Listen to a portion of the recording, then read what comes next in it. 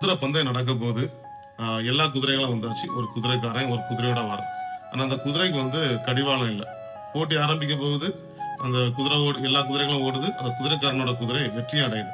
எல்லாருக்குமே ஒரே ஆச்சரியம். எப்படி இந்த குதிரை வெற்றி அடைஞ்சது, அதுவும் கடிவாளம் அணியாத குதிரை எப்படி வெற்றி அடைஞ்சது அப்படின்னு ஒரே ஆச்சரியம். அப்ப எல்லாருமே அந்த குதிரைக்காரன்ட்ட போய் கேட்கறாங்க, எப்படி இது நடந்தது அப்படின்னு. அதுக்கு அந்த குதிரைக்காரன் சொல்றான், நான் இந்த குதிரையை சின்ன வயசுல இருந்தே நான் சில வார்த்தைகளை சொல்லி சொல்லி வளர்த்தேன். அதுதான் இந்த வெற்றியின் காரணம். அப்படி நான் என்ன சொன்னேன் அப்படின்னா, ஓடுவது சுகம், ஓடுவது ஆனந்தம், ஓடுகிற குதிரை தான் உடல் வலிமையுடன் இருக்கும், ஒரே குறிக்கோளுடன் ஓடுகிற குதிரை தான் உயர்ந்த குதிரையாக இருக்கும் அப்படின்னு சொல்லி நான் எப்பவுமே சொல்லுவேன். அதனாலதான் இந்த குதிரை வெற்றி அடைஞ்சிருக்கு அப்படின்னு. நீங்களே நல்லா திங்க் பண்ணி பாருங்க.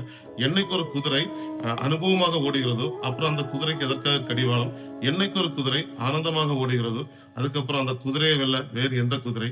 த moral of the story is, எந்த ஒரு விஷயமுமே முழு ஈடுபாட்டுடனும் ஒரே குறிக்கோளுடன் நீங்க எடுத்து சென்றீங்க அப்படின்னா அப்புறம் உங்களுக்கு வெற்றி மட்டும்தான்.